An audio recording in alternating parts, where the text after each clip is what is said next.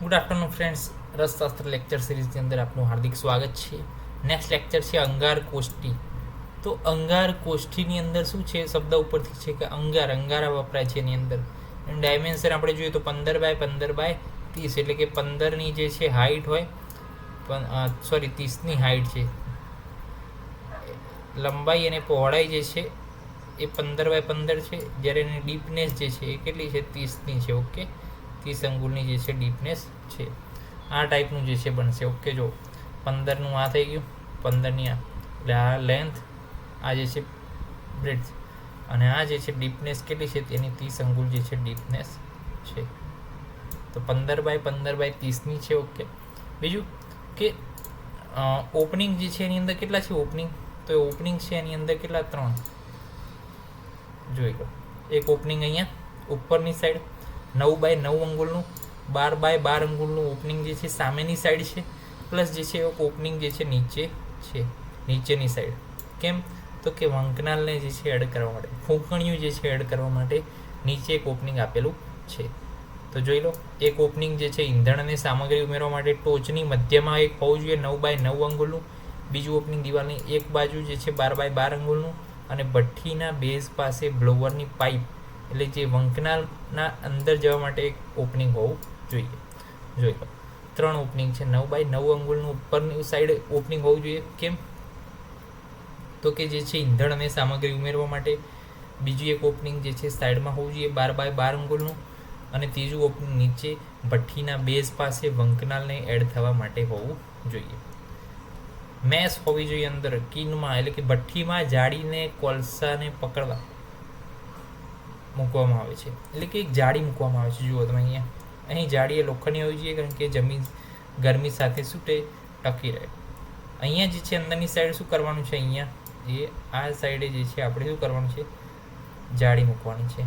કેમ, તો કે જાળી ઉપર તો શું આપણે મૂસા મૂકવાની છે. ઓકે, લોખંડની જાળી આ રીતના મૂકવાની છે કે જે ઝિગઝેગ ક્રોસિંગ વાળી હોય. ઓકે, હવે એના કારણે શું થશે, તો કે નીચેથી જે ગરમ થશે અને નીચેથી જે એર થશે, હોટ એર, એ ઉપરની સાઈડ જશે. એ ઉપરની સાઈડ જાય એટલે ઉપર રહેલી જે મૂસા છે, મૂસા એટલે શું, એક ટાઈપની જે છે કાચની આવી બોટલો. ઓકે, આ ટાઈપની જે છે કાચની બોટલો આવે મૂસા. એટલે આપણે જે એસિડની બોટલ આવે ને, 10 રૂપિયામાં એસિડ ભરાવા જઈએ ને જે બોટલ આવે કાચની, એ ટાઈપની જે કાચની બોટલ મૂસા હોય, એની અંદર જે દ્રવ્યનું શોધન કરવાનું હોય, સત્વપાતન કરવાનું હોય, મેલ્ટિંગ કરવાનું હોય, એને જે છે અંદર મૂક્યું હોય, અને એને જે છે અહીંયા મૂકવાની છે. એટલે અહીંથી શું થશે, અહીંથી જે છે હોટ એર ઉપર જશે. આની અંદર આ જે છે કાચની જે બરણીઓ છે મૂસા, એ શું થશે, ગરમ થશે. એના કારણે અંદરનું જે દ્રવ્ય છે એ શું થશે, મેલ્ટિંગ થશે, એનું સત્વપાતન થશે, એનું ઢાલન થશે. ઓકે, હીટિંગ પેટર્ન, જાળીનો ઉપરનો ભાગ કોલસાથી ભરવાનો છે, ત્યારબાદ આગ લગાવી નીચે બ્લોઅર પાઇપ રાખવાની છે. 5 મૂસા તે કોલસાની વચ્ચે મૂકવા અને ગરમ કરવાનું, જ્યાં સુધી આપણું દ્રવ્ય સમય છૂટું ના પડે ત્યાં સુધી. ઓકે, તો જુઓ, હવે આપણે આખું સમજી લઈએ પહેલેથી કે શું કરવાનું છે, કઈ રીતે હીટ આપવાની છે, શું છે, ક્યાં આગળ કઈ વસ્તુ આવશે, એ બધું જ. ઓકે, તો સૌથી પહેલાં આપણે શું ભણ્યા, ડાયમેન્શન ભણ્યા આની અંદર. ઓકે, થોડુંક મિનિમાઇઝ કરી લઈએ. ઓકે, સૌથી પહેલાં આપણે શું ભણ્યા, ડાયમેન્શન ભણ્યા. ડાયમેન્શનની અંદર શું શું આવશે, તો જે છે એની લંબાઈ કેટલી છે 15 અંગુલ, એની પહોળાઈ કેટલી છે 15 અંગુલ, એની ઊંડાઈ કેટલી છે, હાઇટ 30 અંગુલની છે, એ પણ આપણે જોયું. એની અંદર 3 ઓપનિંગ છે, 9x9નું એક છે ઉપરની સાઈડ, એ જે છે સામગ્રી ઈંધણ એડ કરવા માટે.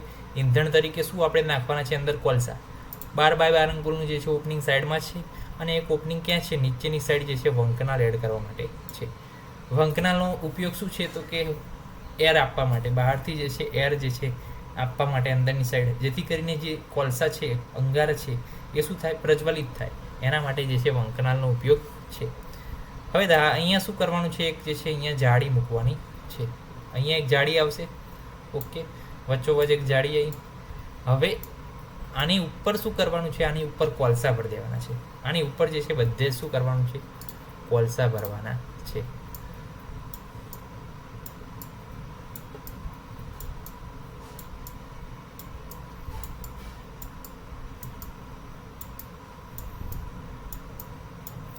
અને આ કોલસાની વચ્ચે 5 જે છે આપણે શું કરવાનું છે, 5 જે છે મૂસા મૂકવાની છે. મૂસા એટલે શું, આપણે વાત થઈ હતી કે કાચની બરણીઓ. ઓકે, અહીંયા ગમે તેવું છે ભાઈ, 5 જે છે મૂસા મૂકવાની છે.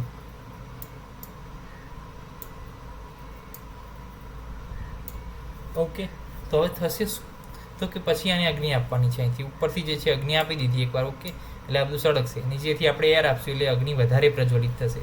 એટલે હવે થશે શું, તો કે આ અંગારા જે છે એ વધારેમાં વધારે સળગશે. જેમ જેમ તેમ શું થશે, તો કે તેમ જે છે આ કાચની બરણીઓ એટલે કે મૂસાની અંદર રહેલું દ્રવ્ય જેવું થશે, મેલ્ટિંગ થશે, એનું સત્વપાતન થશે, એનું સત્વ શોધન થશે, એનું એક્સ્ટ્રેક્શન થશે.